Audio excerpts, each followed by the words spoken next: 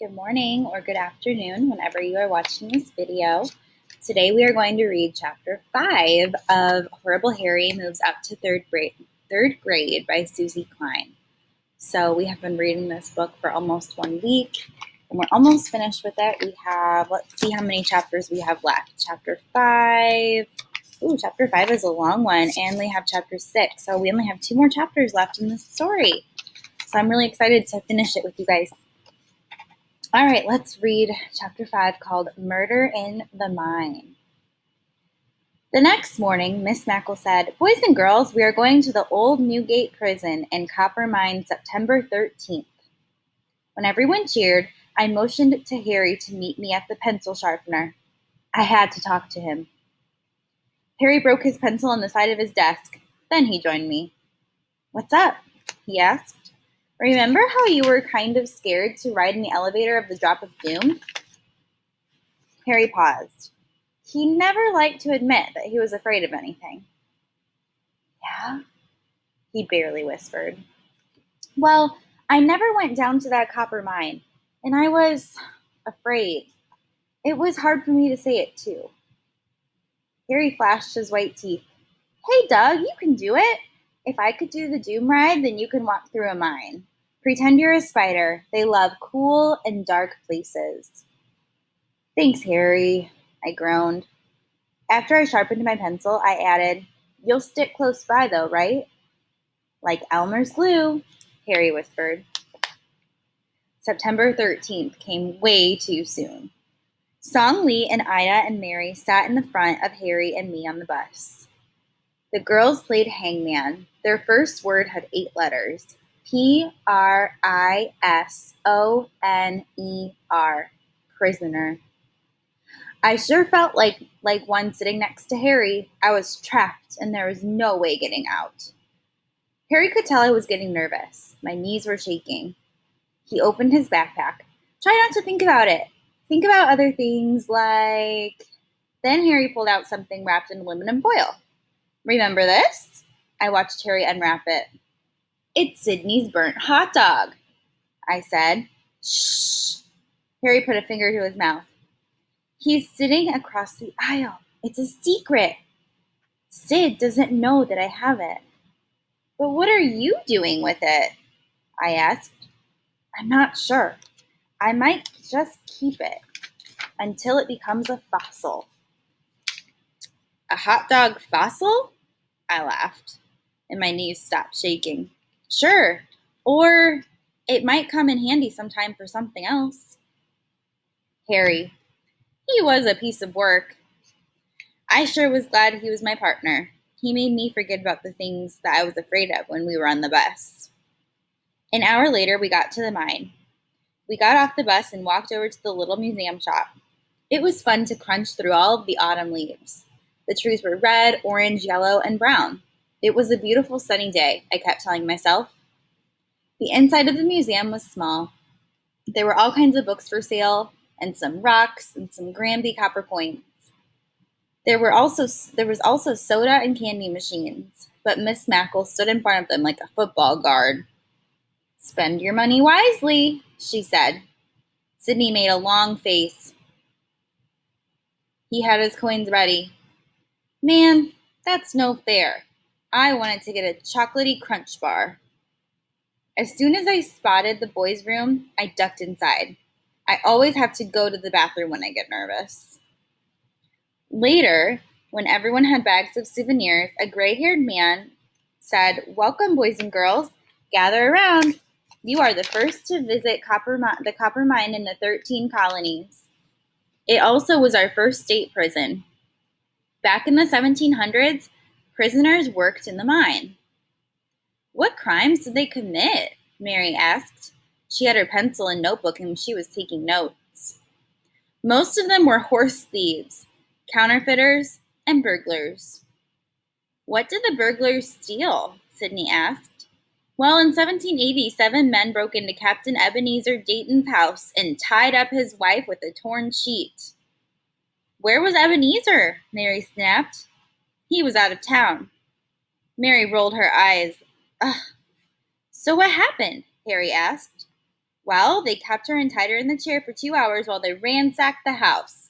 They took their coats, cloaks, gowns, silk handkerchiefs, silver shoe buckles, a spyglass, 2 muskets, 4 halberds, and 450 pounds of gold, silver, and copper coins. What's a halberd? Mary asked. It's a long-handled axe. We followed the elderly man outside into a courtyard and brick wall.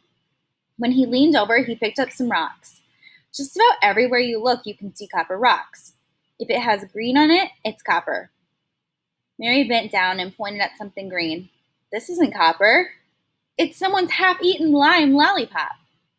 Gross, Ida said. There's a spider on it, too.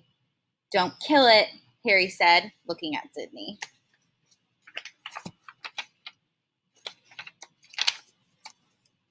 Single file, please, the guide said. We're about to enter the mine. Oh, boy, I said to Harry. Here we go. Harry walked right behind me. He was so close I could feel his warm breath on my neck. Remember, Doug, you're a spider. You love the underground world. I'll try, I whispered. Slowly, I walked into the mine. The path ahead of me zigzagged down a sloping hill. The space seemed to get smaller and darker. I clung to the railing when there was one. Neato, Harry said. This is cool. The guide heard Harry. Actually, it is 52 degrees all year round in this mine. Cool, Harry repeated. I stopped walking and looked at my arms. There were goosebumps on them. Keep moving, Harry said. I like the lanterns along the path into the mine, Mary said. They're neat. Hey, water is dripping on my head, Ida said. It tickles, Songli giggled. This guide smiled. There's water in the earth. We are inside the earth now. Inside the earth? I was really underground. As the height got darker and wetter and the stone ceiling got lower and lower, I got more afraid. I wasn't going to tell anyone, though. I just bent over as I walked and stayed closer to Harry. 10 minutes later, it seemed like we were miles inside the earth. My heart was beating like one of those huge gongs. Song Lei took a picture. I love rocks, she said. Maybe I'll be a miner when I grow up. Not me, I thought. What if some boulders fell and blocked our way back? What if I fell down the hole like Injun Joe? Finally, I had to ask a question. So here's a picture of all the kids having fun, but we can see that Doug, who is the narrator of the story, he's not having so much fun. He's just a little bit, actually a lot of bit scared.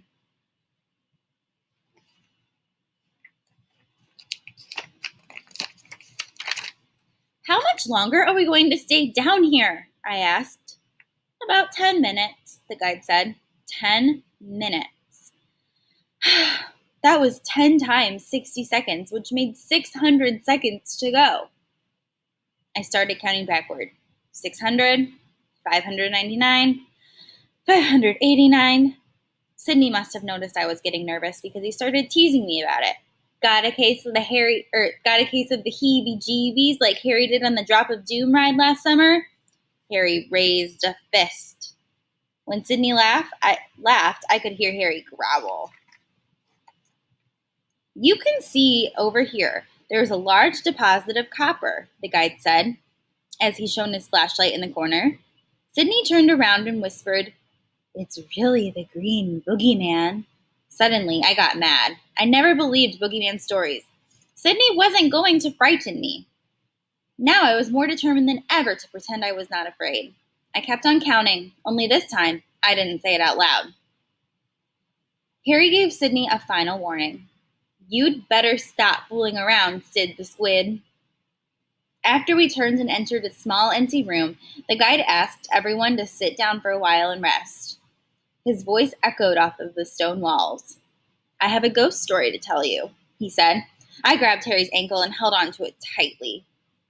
There once was a prisoner named Abel Starkey who saved $100. What was he in for?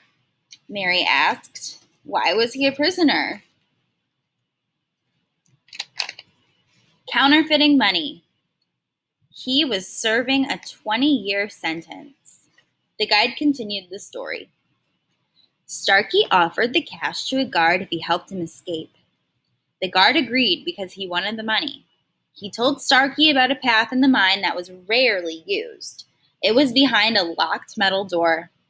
It led to an underground well that had an old rope used for pulling buckets. The guard said Starkey could use it to climb to freedom. What the guard didn't tell Starkey was that the rope was frayed in the middle. The guard didn't really want Starkey to escape. It was too risky. What if Starkey got caught? The guard thought. What if he told on him? The night of the escape, when everyone was sleeping in the mine, Starkey sneaked down the path to the old metal door. Yes! The guard had left it unlocked. Starkey opened it and raced to the well. When he got there, he climbed onto the rope and pulled himself up, up, up. When he got halfway, the rope snapped and he fell to his death. Legend has it that Starkey's ghost still roams the mine today, searching for a way out. Sidney closed his eyes.